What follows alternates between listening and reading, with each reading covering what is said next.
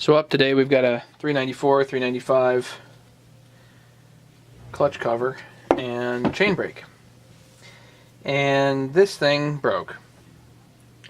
So fortunately I've got a replacement part. Now there are some OEM parts that are definitely worth it to buy. I cannot see why a aftermarket part would be bad in this particular instance. So this is a Hyway part from Taiwan, and you know what? They look pretty good. So let's do a swap. So I got to take this apart, which is not bad to do, but isn't exactly easy either. So let's see if we can do it step by step. There's a screw here and a pin here, and I'm not even sure you have to take the pin out. Kind of thinking though, this is sprung, so I think you have to unspring it. I think that makes life a little bit easier. That's actually a 4mm screw on that side. Now what you do with these is you unscrew them a little bit, and then you tap on them to get them out.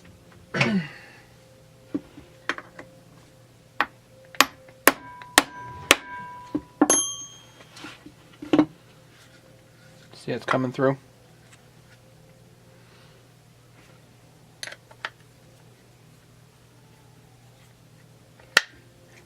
Eventually just push and it comes out. So that comes out. Now this can be maneuvered. Right, so this is the part here that goes there. As it turns out, I think we're just missing a side. Let's see if we can take this E-clip out. The nature of E-clips is they have a tendency to go flying.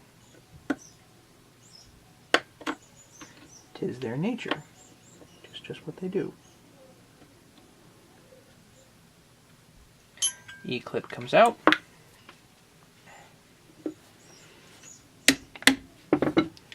Give that a tap.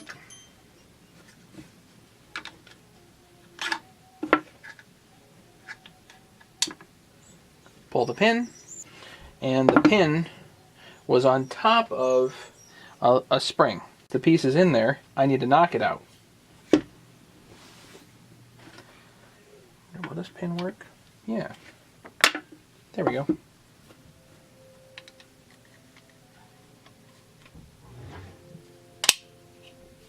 So you can see here, that's how that spring piece goes. There's a spring in here. It's sprung pretty good. You want to be careful about that.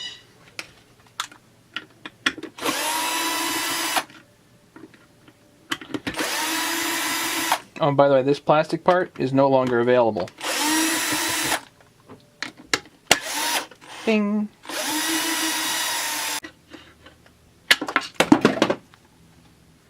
Yep, they go flying. So save this absolutely.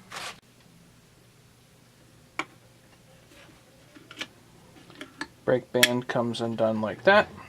It looks like I need to pull this pin right here. Let's see if a 2mm Allen will work to punch it out. So I've actually got a 5/64 Allen.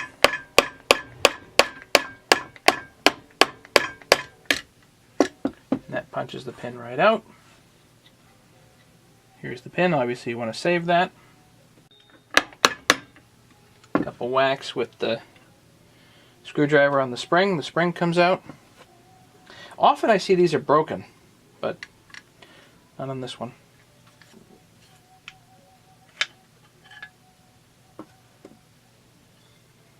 So this part, unfortunately, now is junk. I don't see any other pieces on here that we could salvage. So one other part I didn't show yet, buried in here, this spring. Now this spring goes in that orientation. Just tucks right in here.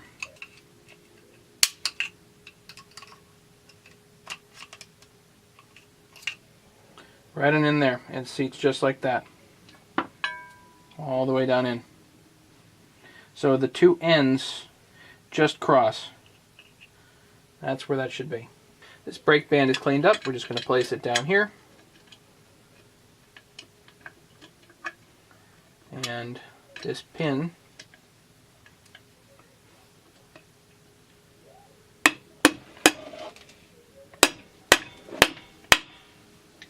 seated in there.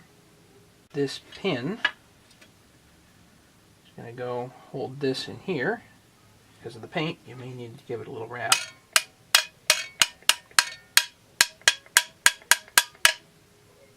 To align the holes. Put the pin in. So let's loosen it up just a shade. Not much. That's a 7/64 drill bit.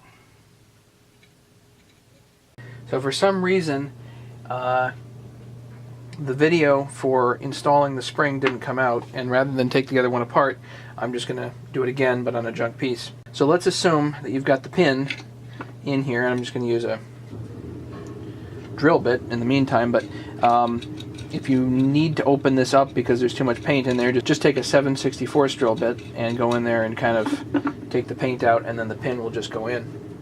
And you need to have this all in place and lined up before you try tapping that pin in. So once you get the pin in, then you have to get this spring in, and of course there's a brake band attached to this, but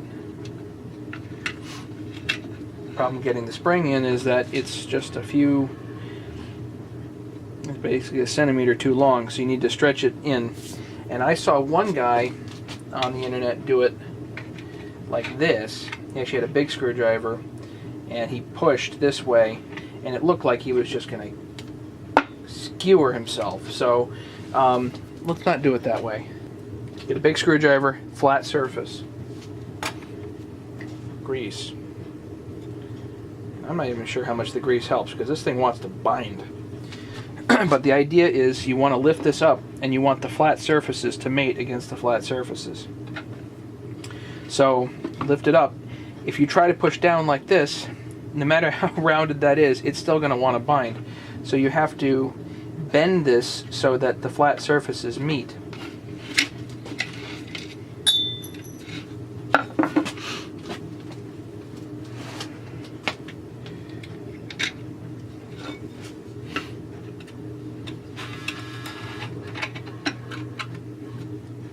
So you can see how I'm gonna bend this way, pull it up, bend it, and then slide it down and in.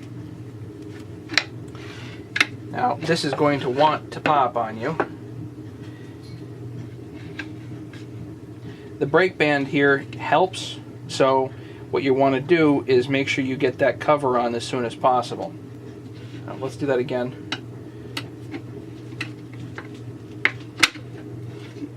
Just so you can see it.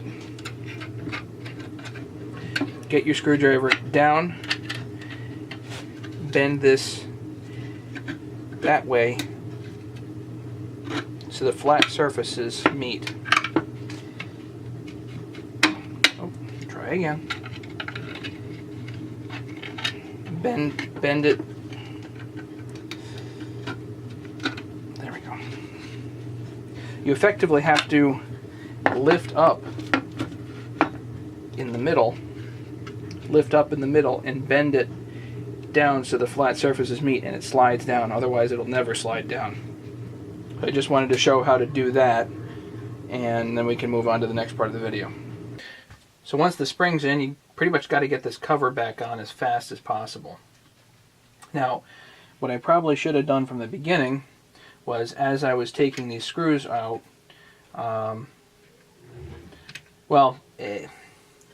number one, it's actually, when you click the chain brake forward to have this actually grab, it's actually less tension on the spring.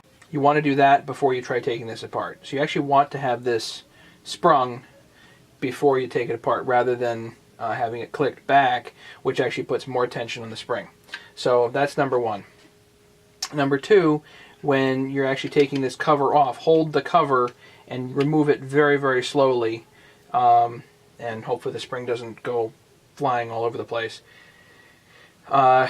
Springs are terrible, and they hit you in the eye and everything else. You got to wear protection when you're doing this stuff. So 4 screws to put this back together.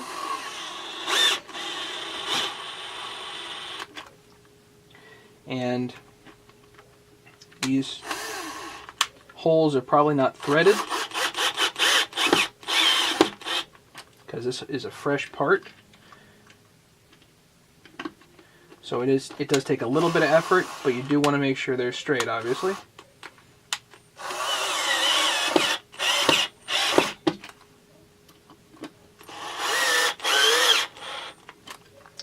And again, you don't want to break the part because you can't get any more.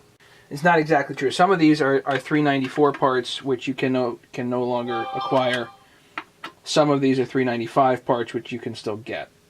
So, honestly, I'm not sure which one this is. 503-7206. 503-7206. So you can look that up. That's this plastic part number. One of the other parts doesn't have this angle coming down here. Looks like it's a good time to put this spring back in. Made a little coaxing. Just a center drill,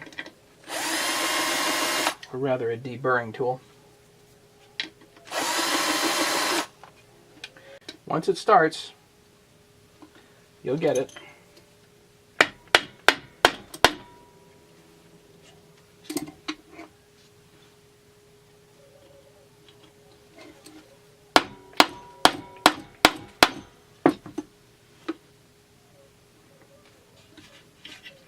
Hold that up and out of the way.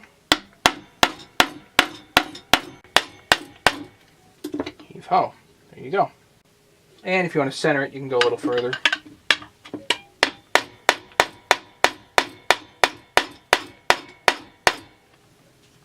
There we go. Now all that's left is to put this on. So this pin needs to go between the 2 springs in the middle of the cross. So there's a cross, and the pin lays in between it. E-clip goes back, and you may need a little bit of pressure to get it to go exactly where you want it. Now, this came in 2 pieces. The spline-looking side goes on the inside here. The smooth side goes on the outside. Same thing. Once you get it kind of lined up. A little bit of a tap, and then I'm going to put a little bit of blue Loctite on this. Blue Loctite on your bolt, on your screw.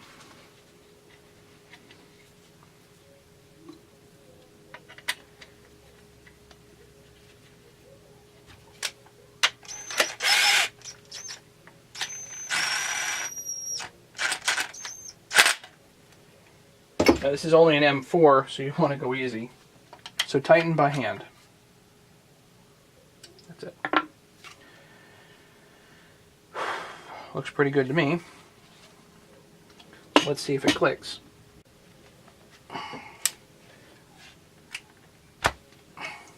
Yep, she clicks. And she springs. Just tight. Fresh, new, tight. So there you have that. Obviously, if you get a piece of rubber here, then you can fill that in. And of course, a chain guard. There you go. I could have sworn I had other pieces of rubber here, but oh well. Anyway, you have the idea of how to put this back together. Definitely taking this apart. Next time I do it, make sure you take both of these metal pieces out. They kind of hide, they blend in. I don't think you actually need to remove this pin, so I was right initially about that. Don't need to remove that pin, so I wouldn't do that.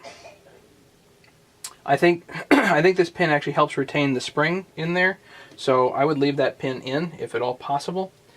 And this whole piece, as you're undoing the screws, make sure this is forward like this, so this is grabbed, and then the spring has less tension on it.